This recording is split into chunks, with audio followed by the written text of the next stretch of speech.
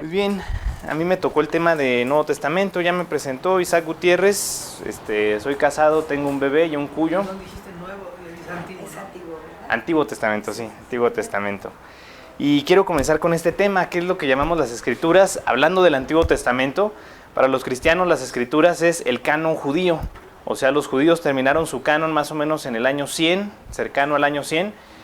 Ya había nacido Jesús, ya se habían escrito casi todas las cartas, más bien todas las cartas del Nuevo Testamento, cuando ellos terminaron su canon, y nosotros como cristianos adoptamos ese canon. En la Biblia varias veces se menciona las Escrituras, y se menciona justamente ese canon.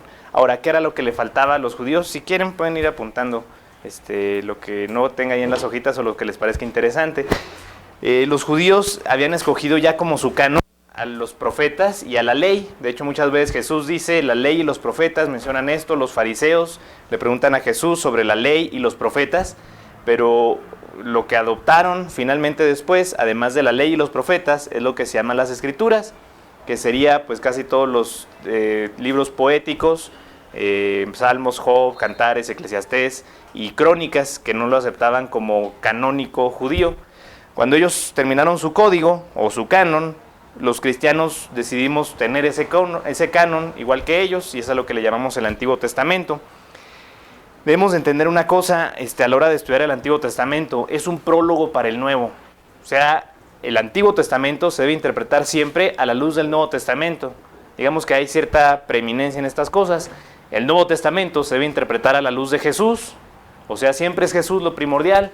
Cuando estudiamos las Escrituras, debemos de poner siempre a Jesús como lo primero. Después interpretamos lo que dice el Nuevo Testamento.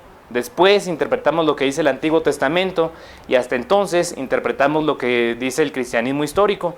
El problema de algunas denominaciones es que se han ido por otros lados. Primero interpretan lo que dice el cristianismo histórico, que es de hecho uno de los conflictos con el catolicismo entre los cristianos y los católicos, o primero interpretan algo que dijo Pablo y basan alguna doctrina, o más bien la línea de fe, en lo que dijo Pablo. Debemos entender siempre, Jesús es lo primero.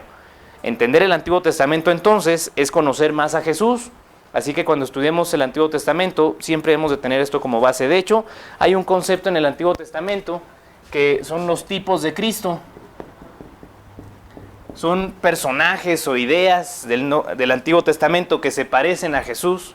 Los más claros serían José, porque digamos que se sacrificó y que hizo un montón de actos para salvar a la humanidad, y salvó a casi todo el mundo civilizado de aquel momento con lo que hizo en Egipto.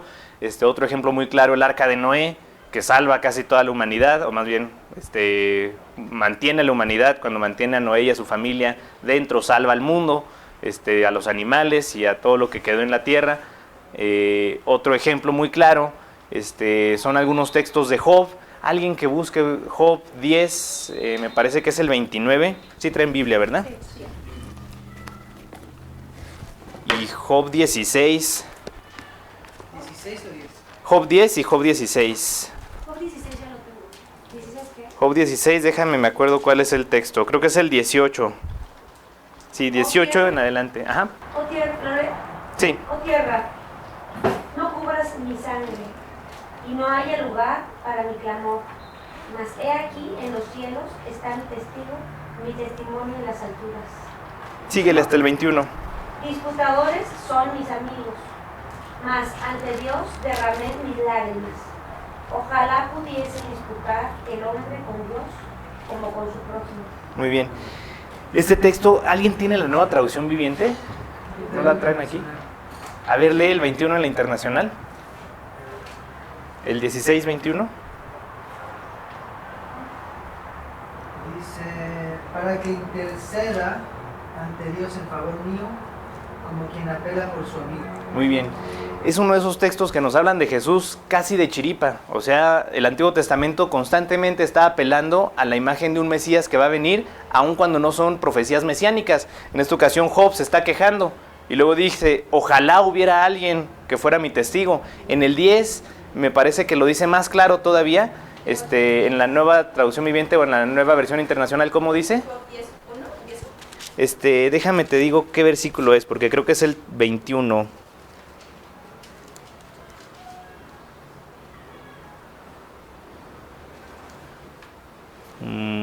No, no es ese. No me acuerdo cuál es.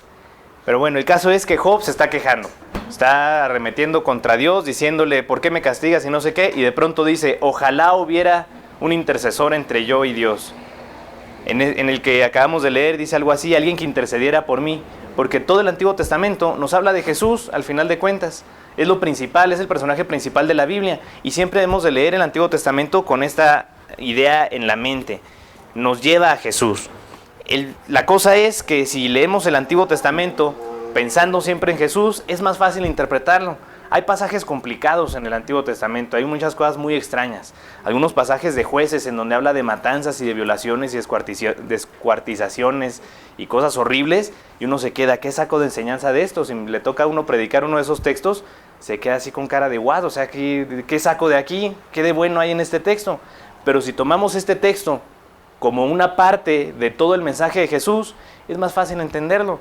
No todo el Antiguo Testamento nos dice las cosas buenas de los personajes, en ocasiones nos habla de su pecado, porque una cosa muy importante a la hora de entender a Jesús es reconocer que somos pecadores y que por eso Él es tan importante para nosotros, porque Él al ser santo nos perdona de pecado. Muchos ateos critican eso de la Biblia, dicen que defendemos a Abraham o que defendemos a David, que era un adúltero, Abraham que mintió, o a Lot, que vivía en Sodoma y Gomorra y todas esas cosas, y decimos que los defendemos. Tenemos que reconocer una cosa, no los defendemos, la Biblia los presenta como lo que son, hombres pecadores, para que entendamos lo maravilloso que es Jesús.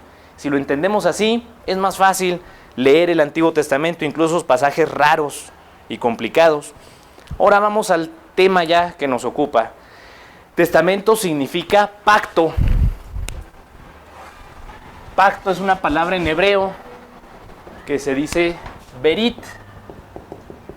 Les puse ahí unas rayitas nada más para que estén atentos y vayan poniendo ahí en su hojita. Testamento significa pacto, así que tenemos el nuevo pacto y el viejo pacto. ¿Se acuerdan cómo le dijo Jesús a sus discípulos? Esta copa es el nuevo pacto en mi sangre.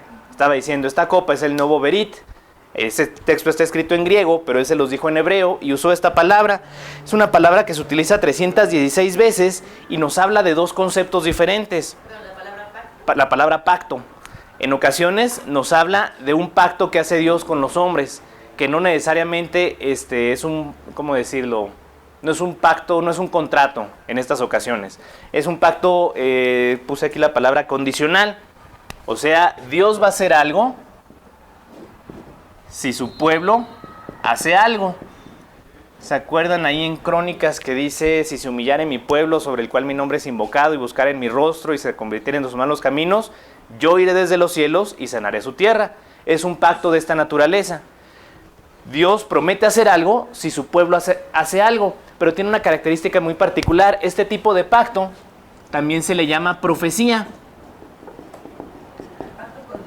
Al pacto condicional. Porque nos habla no de algo que va a suceder en el futuro, sino nos habla de una circunstancia que puede ocurrir en caso de que se dé una situación previa. O sea, es un pacto condicional.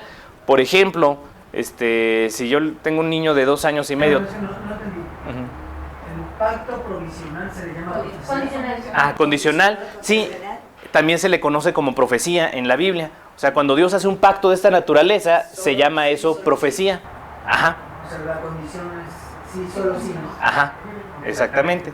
Ahora, no significa la profecía entonces que es algo que va a suceder y que no puede detenerse, sino significa que puede suceder si pasa algo. Buenos días. Es uno de los mensajes, digamos, más básicos en la Biblia. Dios nos dice, si crees en mí, tendrás vida eterna. Si no crees en mí, tendrás el infierno. Es una profecía, es el mensaje de Dios. No necesariamente nos está diciendo qué es lo que va a pasar con cada ser humano, pero sí nos está diciendo, los que crean serán salvos, los que no crean no serán salvos. ¿Me explico? O sea, nos habla de un evento futuro, pero nosotros tenemos la posibilidad de elegir ese evento futuro. El cristianismo no maneja la idea de destino que maneja el concepto griego. ¿Se acuerdan de la obra de Edipo? Le prometieron, o más bien le profetizaron, que él se iba a casar con su madre e iba a matar a su padre. Sus padres intentaron evitarlo, pero no se pudo. Así creían los griegos. Hoy en día hay una especie de moda moderna del cristianismo de creer así en las profecías. En la Biblia no se nos maneja así, se nos maneja este tipo de pacto. O sea, en donde Dios nos dice, si crees en mí, serás salvo. Si no crees en mí, no serás salvo. Si cumples mis mandamientos, habrá bendición. Por simple lógica, no tiene que pasar nada sobrenatural. O sea, si cumples los principios bíblicos, te va a ir bien, vas a hacer buenos negocios, vas a administrar bien tus bienes. ¿Me explico? No se necesita ser un genio, no necesita pasar algo sobrenatural, pasa de manera natural. Es como le decimos hoy en día a nuestros hijos, si estudias, si trabajas, si te esfuerzas, te va a ir bien en la vida. Pues sí. Y no estoy diciendo así como que, hijo mío, prometo que te va a ir bien. No, le estoy diciendo, estudia y trabaja para que te vaya bien. Cumple esta condición para que se cumpla esta condición. Y este mensaje es el que regularmente nosotros vemos en la Biblia como profecía. Dios quiere decirnos algo y nos lo dice de esta manera. Las otras ocasiones en que se dice la palabra pacto, es una palabra muy particular, es incondicional. Y este es algo que Dios hará porque no lo detiene nadie. Me faltó aquí, a Dios no lo detiene nadie. O sea, va a pasar y punto. Dios va a mandar a su hijo y punto. Cuando Dios le prometió a la serpiente que la simiente de la mujer le heriría en la cabeza y que la serpiente le heriría en el calcañar, es esta clase de pacto. O sea, no le está diciendo, si acaso los hombres, no tenemos que ganárnoslo. Dios iba a mandar a su hijo y punto. Y ese es el pacto, o el tipo de pacto que significa el Antiguo Testamento, y es el tipo de pacto que significa, o más bien a lo que se refiere Jesús, cuando dice, este es el nuevo pacto en mi sangre. ¿Me explico? Es decir, este tipo de testamento o de pacto que hace Dios con nosotros no se cambia. Las promesas que tiene el Antiguo Testamento, bienvenida, que tiene el Antiguo Testamento para nosotros, muchas de ellas no se van a cambiar. Dios prometió eso para su pueblo. Por eso algunos cristianos creen el día de hoy que en algún momento todos los judíos del planeta se van a convertir. Se van a reconocer, sí, Jesús era el Mesías, y se van a arrepentir de no haber creído en él. Otros dicen que ya son salvos, aunque no crean en Jesús, por ser del pueblo judío. En lo personal me inclino más por la otra idea, que es más posible que acepten a Jesucristo, porque la Biblia nos enseña que solo hay salvación en Jesucristo. Pero debemos de entender una cosa, el pueblo judío fue el pueblo escogido por Dios, y ese pacto que hizo Dios con ellos no se cambia. Por eso siguen manteniéndose, son el único pueblo de la humanidad del tiempo antiguo que continúa. Todos los demás pueblos ya no existen. Existen ciertas ideas filosóficas parecidas, pero no existe ese pueblo. O sea, no podríamos trazar una línea genética hasta ese pueblo de la antigüedad, salvo con los judíos. ¿Me explico? Y seguramente es porque Dios no falla en ese pacto que hizo con ellos. Así que a la hora de estudiar el Antiguo Testamento tenemos que entender mucho de la cultura judía. Esta es una complicación para los cristianos, especialmente los cristianos occidentales. Bienvenida. ¿Este es el diplomado de teología? Sí. Aquí está. Por ejemplo, cuando estudiamos el Nuevo Testamento, pues lo estudiamos en griego, y el griego y el español se parecen bastante. La gramática en español se parece mucho a la griega porque somos un lenguaje latino y el latín y el griego están muy relacionados. Entonces hay muchas palabras que se parecen, muchos conceptos que se parecen. Es más fácil estudiar para los mexicanos el Nuevo Testamento porque el griego se parece a nuestro idioma y punto. Si estudiamos griego lo aprendemos fácilmente. Cuando estudiamos hebreo se complica muchísimo. Cuando estudiamos la cultura judía se complica muchísimo, porque el Antiguo Testamento, al estar en hebreo, tiene un montón de problemas gramaticales y de, ¿cómo se dice?, de traducción, que a veces nos complican mucho la vida. Un ejemplo muy claro, muchas veces la palabra miles o mil en el Antiguo Testamento, descubrieron hace poco los lingüistas que no significa miles, sino que en muchas ocasiones significa escuadrón. La cosa es que en hebreo no se utilizan las vocales y la palabra que se utiliza para miles es nefilim y la palabra que se utiliza para escuadrón es nifilim. O sea, la vocal o el sonido vocal, más bien aquí sería como el sonido doble E del inglés, como una I larga. Así me lo enseñaron en Gringolandia porque estoy allá. El caso es que el concepto a veces se confunde porque son las mismas vocales, tanto en hebreo, más bien en hebreo son las mismas vocales. Se descubrió que era diferente cuando se descubrieron escritos en otros idiomas, especialmente en los rollos del Mar Muerto, que había el mismo escrito en otro idioma y descubrieron, caray, Aquí no es la misma palabra que miles, aquí es la palabra para escuadrón. Por ejemplo, cuando el pueblo hebreo va caminando por el desierto, nos dice que eran 600,000 hombres. Pero si lo leemos ahora entendiendo que ahí 1000 significa escuadrón, son 600 escuadrones, 600 pelotones. Se calcula que más o menos eran entre 50 y 100 por pelotón. De 600,000 se convierte en 600 cientos. ¿Me explico? O sea, 6,000 personas. Baja muchísimo y se hace más manejable. Imagínense, si eran 600,000 hombres, los cálculos nos dirían que eran más o menos 2,5 millones de personas. Cuando se calcula que en Egipto había más o menos unas 200,000 personas en todo el imperio egipcio. Me explico, 2,5 millones de esclavos contra 100,000 egipcios, fácil, cualquier día de estos se levantaban en armas y se los echaban. ¿Me explico? Pero si son 6,000 esclavos, cambia la cosa. ¿Me explico? O sea, es mucha diferencia. Hasta se convierte más fácil entender todo el tiempo de la conquista. Hay un escrito muy particular en uno de esos idiomas, no en hebreo, sino me parece que es en cóptico. El rey de Jaí manda una carta a mercenarios egipcios y les dice que necesita que le manden 20 arqueros para defender su ciudad contra los hebreos. ¿Se acuerdan cuando leemos el pasaje? En la ciudad de Jaí entró el pueblo hebreo con, dice, 3,000 hombres y los detuvieron 20 arqueros egipcios. Como que suena ridículo, ¿no? ¿Se acuerdan que ahí los derrotaron? Pero si son 3 escuadrones, unos 300 contra 20 arqueros, pues ya se hace más fácil. Las murallas les ayudaron, los arqueros estaban ahí tirando flechas, los hebreos llegaron y no pudieron y mejor se fueron. Suena más lógico, ¿se me explicó? Y es más sencillo entenderlo. Ahora, esta complicación tiene el Antiguo Testamento, que son idiomas tan antiguos que en ocasiones no podemos entender a la perfección el concepto hasta que estudiamos muchísimo otros idiomas y otros escritos. Gracias a Dios se encontraron los rollos del Mar Muerto. Pero no hay una traducción que diga tal cual los números. Todavía no. Creí que en la Nueva Traducción Viviente a lo mejor lo iban a poner, pero no, sigue diciendo miles. Pero digamos que al final de cuentas eso del número no nos complica la vida. Hay muchas veces que el Antiguo Testamento cambia los números. En uno dice que eran, que Josías reinó por, otro rey, no me acuerdo cómo se llama, Joás, reinó por 10 años y 10 meses. Y en otro dice que 10 años. La verdad, X, o sea, 10 años, 10 meses o 10 años es prácticamente lo mismo. Entonces, no es un problema teológico, pero en ocasiones se nos complica el estudio por eso, por el lenguaje hebreo. No lo conocemos a la perfección y nos trae este problema. Otra complicación es la cultura judía. No conocemos a la perfección la cultura de ese tiempo. Ahora, este es un detalle del Antiguo Testamento que lo hace invaluable para la humanidad. Hay muchas cosas de la cultura antigua que no se sabrían si no fuera por el Antiguo Testamento. A los que acaban de llegar, ahorita les pregunto su nombre. O sea, hay de agricultura. Sí. Sí. Hay muchas cosas de la agricultura, de la navegación, de cómo funcionaba la sociedad, así en cuestiones naturales, que no se sabrían si no fuera por el Antiguo Testamento. Porque casi todos los demás escritos nos hablan de reyes, nos hablan de guerras, nos hablan de leyes, pero no nos hablan de cómo vivía la gente normal. Pero el Antiguo Testamento nos dice mucho de cómo vivía la gente normal, y aún así faltan cosas para terminar de entender todo lo que podríamos saber de la cultura judía, de la cultura de la antigüedad de ese tiempo. Y estas son las complicaciones que trae a nosotros.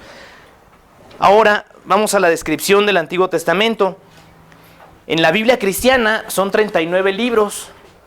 En la Biblia judía son 24, porque ellos juntan Reyes y Crónicas y juntan a todos los profetas menores en un solo libro.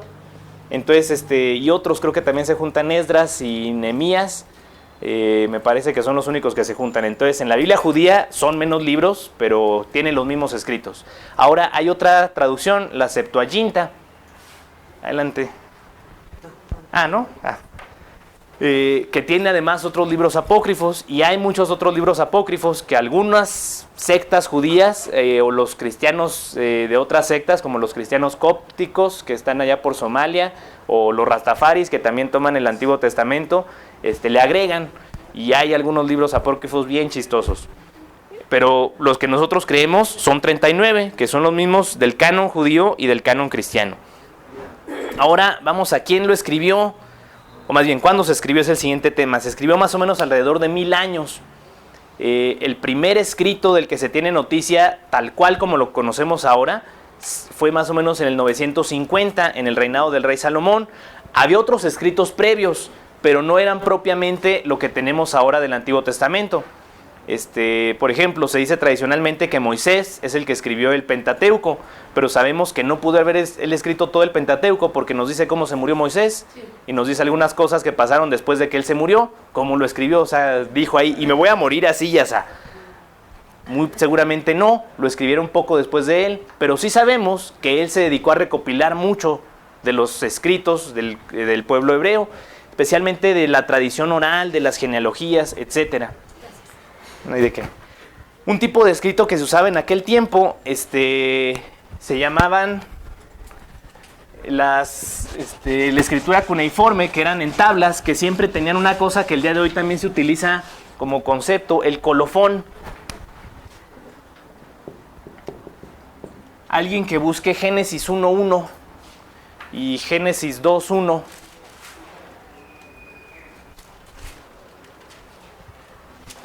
O me equivoqué, creo que es Génesis 1.1 y Génesis 3.1. 1.1 dice: en el principio creó Dios los cielos y la tierra. Muy bien. Ese es el colofón del primer texto de la Biblia. ¿Qué es colofón? Colofón es como una especie de título o explicación. Significaría la explicación de un texto. El 2.4, ¿cómo dice? 2.4. Ajá.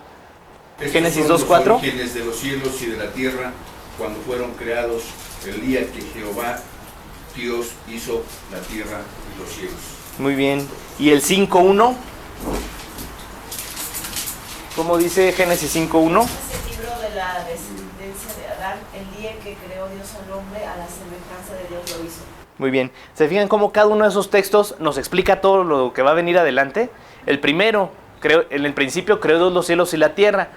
Nos dice entonces que este es el título de un libro. Así que debemos de reconocer si había escritos previos al tiempo de Salomón. Si existían estos libros, el libro de las genealogías de Adán. Después nos dice, este es el libro de las genealogías de Noé. Este es el libro de las genealogías de Abraham, o de Taré más bien. O sea, sí existían estos escritos, se hacían regularmente en una tabla y se hacían con escritura cuneiforme, son algunos de los vestigios que tenemos. No tenemos ningún escrito cuneiforme de estos, pero en la Biblia está el testigo de que existieron esos libros. Así que la Biblia en realidad se comenzó a escribir mucho antes. Si las genealogías se escribían cercano a la persona que vivió en ese momento, entonces tenemos que reconocer que son de más de 3.000 años, 4.000 años antes de Cristo, algunos de ellos. El cálculo nos dice que Adán nació o fue creado por Dios más o menos en el año 6.000 antes de Cristo. O sea, desde entonces, déjenme decirles que no son los escritos más antiguos que tenemos. Habría escritos todavía más antiguos que se pueden fechar o que se pueden calcular muy exactamente su fecha, de hasta 8.000 años antes de Cristo. Por eso algunos dicen que a lo mejor Adán no fue el primer hombre, sino es un ejemplo, una especie de idea del primer hombre. Pero debemos de reconocer, seguramente Dios sí creó al ser humano, luego les daré una clase al respecto, pero el chiste es que muy posiblemente Adán sí existió históricamente hablando, porque aquí tenemos un vestigio de sus escritos. Ahora, el que me gusta reconocer es el primero: en el principio creó Dios los cielos y la tierra. Es un colofón, es una explicación de qué va a venir después. Y está escrito al estilo de la antigüedad, pero además tiene un detalle muy particular. Si quieren copiar esto, en hebreo está escrito así: Bereshit bara Elohim Shamayim Eretz. Y dice, en el principio creó de manera especial Dios los cielos y la tierra. Pero estas palabras no significan exactamente eso. Esto de en el principio se podría traducir también antes de que existiera el tiempo. ¿Me explico? Así que podemos tomar aquí tiempo. Esta palabra vara solo se utiliza 2 veces en la Biblia, y al principio no se entendía muy bien qué podía significar hasta que se comparó con otros escritos en otros idiomas y se entiende que no es nada más creó, es una creación extraordinaria. Solo se utiliza aquí y cuando dice Dios, hagamos al hombre a nuestra imagen y semejanza. O sea, habla de una creación muy especial, muy particular. Crear con mucha intencionalidad, o con mucha intención de hacer algo nuevo. Así que digamos que es una creación especial. Elohim, adelante. Aquí está. Elohim no significa nada más Dios, sino significa el Dios más grande. O sea, en hebreo, Dios o deidad se dice Baal, pero el Dios más grande es Elohim. Me explico, el Dios más poderoso de todos. Hay una cosa, los hebreos no todo el tiempo fueron monoteístas. ¿Se acuerdan en Jueces? Nada más llegaba un nuevo Dios y se iban con ese nuevo Dios. Es más, los filisteos y los saduceos, no, los amorreos. ¿Dijiste Baal es Dios? Baal significa deidad, o sea, un ser divino. Que es ser divino. En hebreo. Y Elohim significa el Dios más grande que todos. O sea, por eso se dice Elohim, Dios con D mayúscula, y Baal, Dios con D minúscula. O sea, como Zeus, Hera, Afrodita, Ganesha, todos esos dioses mitológicos se dirían Baal, pero Elohim es el Dios máximo. O sea, no hay otro Dios más que él. Además decían una explicación que este Elohim está en plural. Sí, por eso justamente se traduce hagamos al hombre. O sea, significa algo más grande nada más que un ser divino. Es un concepto muy grande. Shamayim se traduce también como expansión. ¿Se acuerdan cuando dice ahí en Génesis que hay expansión entre las aguas de abajo y las aguas de arriba? Bienvenida. O sea, podríamos decir que Shamayim es espacio. Aquí tiene.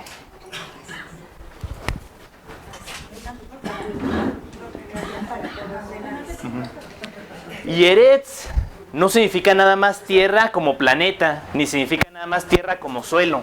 Significa como todo lo sólido. ¿Me explico? Es un concepto que tiene que ver con esa idea. Entonces podemos decir materia.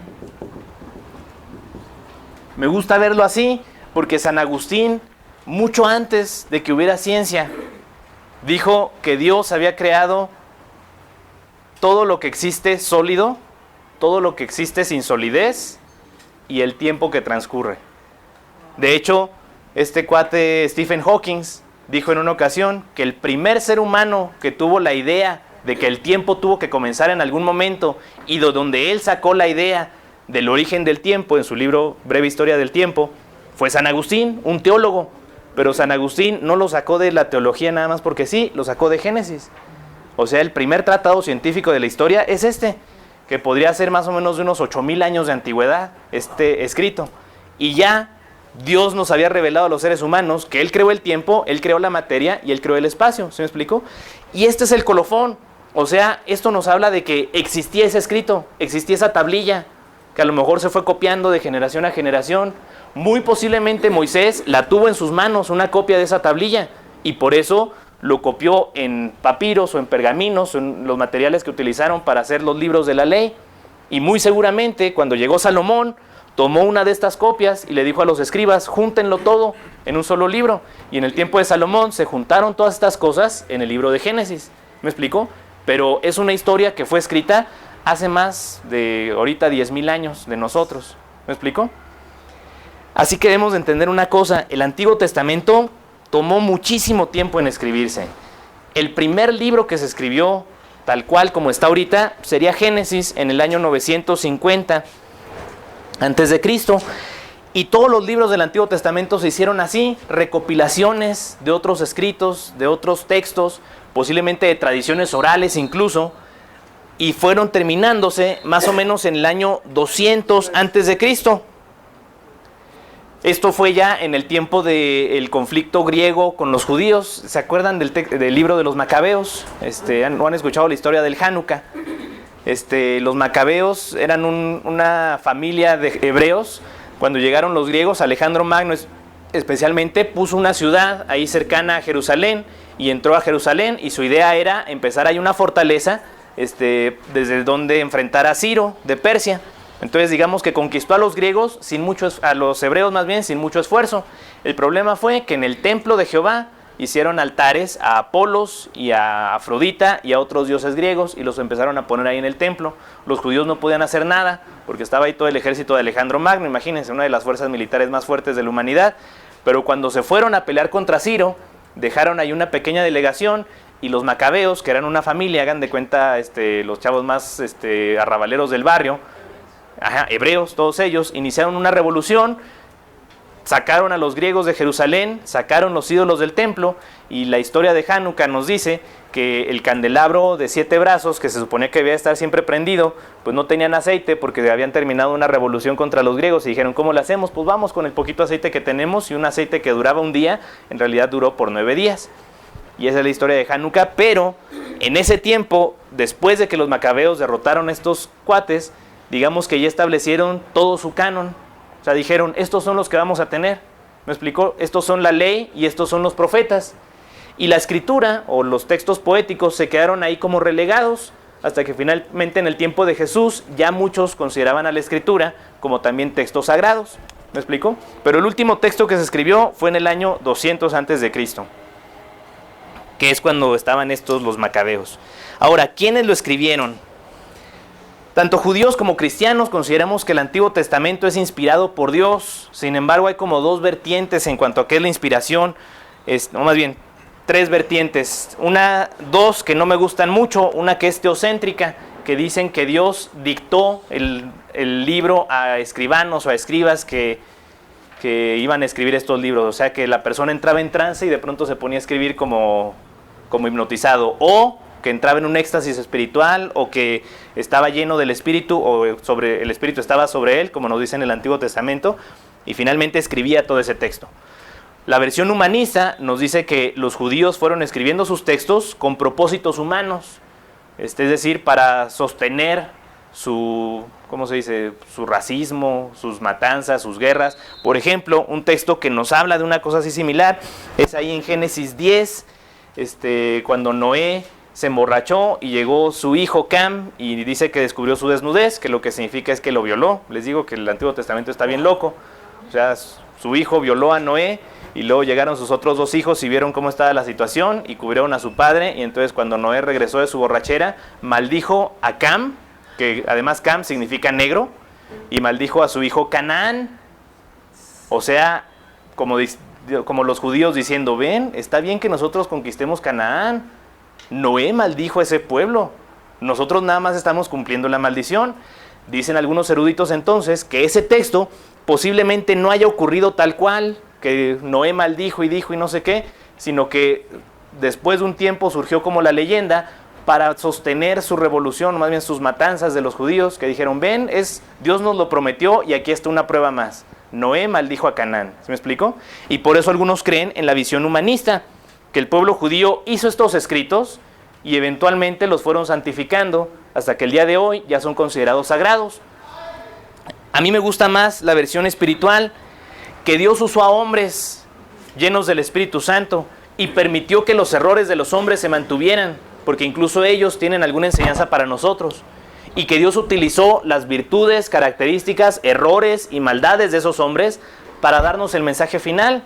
Por eso tenemos que entender una cosa, el Antiguo Testamento por sí solo no tiene todo el mensaje de la fe cristiana. Tenemos que leerlo a la luz del Nuevo. Por ejemplo, ese pasaje de Noé, sí parece que es una justificación de la matanza de los judíos contra los cananitas. ¿Cómo lo entendemos? A la luz del Nuevo Testamento, de que finalmente Jesús vino a través del pueblo hebreo y que todas esas maldades no pudieron evitar que Jesús naciera. ¿Me explico? Es decir, es más fácil entenderlo así, que sí es posible que los seres humanos hayan sido imperfectos, pero Dios mantiene su palabra para que siga siendo perfecta en el propósito que tiene, que es enseñarnos acerca de Jesús. Déjenme decirles una cosa y no quiero que se escandalicen. El Antiguo Testamento especialmente tiene discrepancias entre sí, pero esas discrepancias no cambian el mensaje bíblico. Las discrepancias son como esa que les dije hace ratito, numéricas. En uno dice que un rey reinó por 10 años y en otro 10 años y 10 meses. En uno dice que se juntaron 50,000 soldados, en otro dice que se juntaron 70,000 soldados. Si son escuadrones, a lo mejor en aquel tiempo los escuadrones eran de 100 y en este tiempo eran de 150 y por eso está el cambio de números. X, o sea, no cambia nada. Un error, o más bien discrepancia que hay también, es que al final de Samuel nos dice que Dios inspiró a David para que hiciera un censo, y al final de Crónicas nos dice que el diablo inspiró a David para que hiciera un censo. Y debemos de entender, Samuel se escribió en el tiempo muy cercano a Samuel. Posiblemente Samuel escribió muchos de los escritos. El mismo profeta, más bien el mismo juez, profeta Samuel, escribió muchas de esas cosas.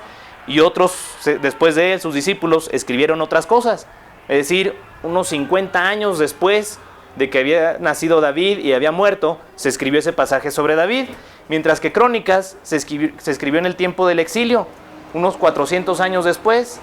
Para ese entonces la teología ya había avanzado suficiente y ya existía un concepto del diablo en el pueblo judío. Antes no existía un concepto de diablo. Creían en Dios y creían en otros dioses. Cuando se fueron a Babilonia, Dios les reveló otras cosas y finalmente terminaron entendiendo, espérate, está Dios y está el engañador. Y por eso en Crónicas escribieron, fue el diablo el que tentó a David. Porque en Samuel todavía no sabían que existía el diablo. ¿Me explico? Porque la revelación de Dios es paulatina. Así que tampoco es un error. Es una discrepancia entre dos textos que no cambia el mensaje bíblico, que no hace que se cambie lo que dice la Biblia. Simplemente nos da más trabajo para estudiar la Biblia. Pero todo tiene explicación. ¿Hay alguna línea del tiempo que exista en donde aparezcan así los años y cómo va a aparecer? Sí, se las voy a dar más al ratito cuando vayamos libro por libro. Gracias. Vamos a ver cuándo se escribió cada uno, para que vayamos viendo todas esas cosas. Bueno, dice aquí los libros posteriores muchos de los escritos del Antiguo Testamento, ahí en la página 1. ¿Alguien puede leer esos dos párrafos? Existen versiones más primitivas Ajá. que parecen ser relatos antiguos, escritos de tradiciones orales o recopilaciones de escritos y notas históricas. Fueron sacerdotes y escribas contratados por Salomón y Josías principalmente, ante otros reyes, quienes fueron recopilando dichos escritos y les dieron la forma y el estilo que mantienen ahora. Así que los libros posteriores a estos reyes, así como los libros proféticos, fueron uniéndose poco a poco al canon. Fueron escritos por escribas contemporáneos al evento o recopilados de los relatos y escritos de dicho profeta. Muy bien. Especialmente los textos de los profetas no fueron escritos por los profetas. La mayoría de las veces son recopilaciones. Por eso cuando leemos Isaías y Jeremías parece que se va saltando cosas. Parece ser que más bien pasaba de cierta manera. Elías o Jeremías o Ezequiel iban con el rey, hacían su profecía y allá había escribas. Y mientras él estaba profetizando, el escriba iba escribiendo rápido, en taquigrafía o algo así. Y luego eso que él había dicho se copiaba y se copiaba y se copiaba y al final se juntaban todos en un solo libro de profecías. Por eso muchas veces hay como notas históricas y un buen pedazo de profecía. Y varias seguidas. Y luego una pequeña nota histórica de qué estaba pasando y otra vez muchas profecías. Porque le hacían así. Así que el profeta regularmente no era el que escribía, sino otros escribanos o escritores ahí los iban copiando y finalmente se terminaban de hacer. Ay, me están llamando, pero al rato les contesto. Ahora vamos a las secciones del Antiguo Testamento. Primero tenemos lo que es el Torá o la ley. Cuando Jesús dice la ley y los profetas, dice el Torá y el Neviim. Esto es Génesis, Éxodo, Levítico, Números y Deuteronomio. Ajá, el Pentateuco. Permítanme tantito, déjenme les explico. Estos no se escribieron, el Torá no se escribieron todos al mismo tiempo. Génesis y Éxodo parece que los escribió Salomón o los mandó a escribir Salomón. Levítico parece ser que se escribió durante el tiempo de la deportación a Babilonia, o sea, cuando el tiempo estaba exiliado. Y Números y Deuteronomio parece que se escribieron durante el reinado de Josías. Entonces se fueron escribiendo así en diferentes momentos, pero finalmente todos estos son la ley. Luego el Neviim o los profetas, son todos los profetas mayores y menores, y además Josué, Jueces, primero y segundo de Samuel. Esos también se les considera como libros de los profetas. La razón es muy sencilla. Los jueces eran profetas en el sentido del Antiguo Testamento, es decir, eran predicadores, eran líderes. Samuel era un profeta y era un juez, o sea, juzgaba al pueblo, pero predicaba y daba el mensaje de Dios y hablaba de lo que Dios quería que se dijera. Por eso se le considera estos libros como profetas, es decir, en la tradición judía, Josué es un profeta, cada uno de los jueces es un profeta. David fue, digamos, o más bien Samuel es un profeta, y digamos que David fue el último que funcionó en esta idea como de rey, sacerdote, porque él fue el que instauró ya una línea sacerdotal que finalmente se unificó con Salomón, pero ellos son los profetas entonces. ¿Jueces, Samuel? Josué, Jueces y primero y segundo de Samuel. Y luego tenemos lo que son los escritos, que son primero y segundo de Reyes, primero y segundo de Crónicas, Ruth, Esdras, Nehemías, Job, Cantares, Lamentaciones, Salmos, Proverbios, todos los que son así como poéticos. ¿Cómo? Eclesiastés. Los ponemos así en orden, serían Ruth, Nehemías, Esther, Esdras, Nehemías, Esther, Job, Salmos, Proverbios, Eclesiastés, Cantares, Lamentaciones, y me faltaron primero y segundo de Reyes y primero y segundo de Crónicas. Y estos es a los que se les conoce como el Tanakh o el canon judío. ¿Cómo dijiste Tanakh? Tanakh. T, Torah, N, Neviim y Ketuvim con la K. O sea, el Ketuvim, los tres son el Tanakh. Ajá. Este es el Torah. Este es el Neviim. Y este es el Ketuvim. Aquí me faltó la apóstrofe. Ahora, hay una hipótesis de cómo es que se fueron formando estos libros que tiene que ver con en qué momento fueron surgiendo cada uno. Esta es la hipótesis documentaria. Déjenme decirles que yo en lo particular no soy muy partidario de ella, porque me parece que trata de ser muy racionalista y deja de lado la influencia que tiene Dios sobre su pueblo, sobre la gente que se deja usar por él. Pero ciertamente sí podemos encontrar estos periodos. Esta hipótesis nos dice que hay 4 tradiciones que funcionan como las fuentes en las que se basa el Antiguo Testamento, es decir, 4 corrientes de escritos que se fueron haciendo en determinados momentos cada uno, como el tipo literario que se ponía de moda, que nos hablan de cómo se formó la Biblia. En primer lugar tenemos la visión o la tradición yahwista, que se identifica con una J.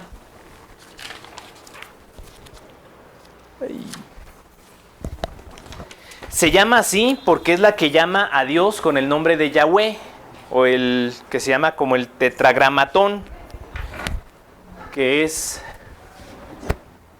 Y, B, H. A ver, ¿cuál es la que me faltó?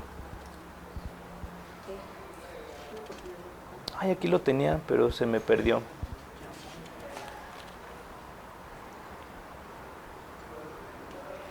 H al final.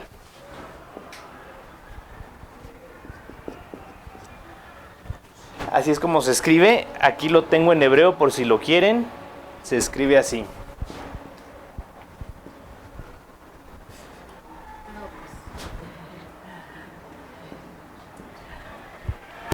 Ahí se escribe Jehová en hebreo. El caso es que... Ajá. O el... Ajá. Yahweh o Jehová. Es lo mismo.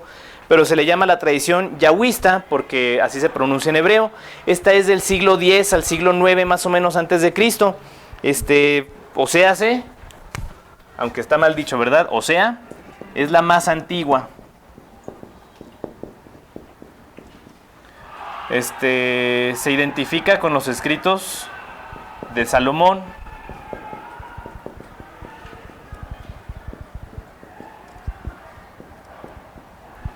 Es como se conoce, o más bien como podemos identificar cuando dice que un proverbio es de Salomón, es de esa tradición seguramente.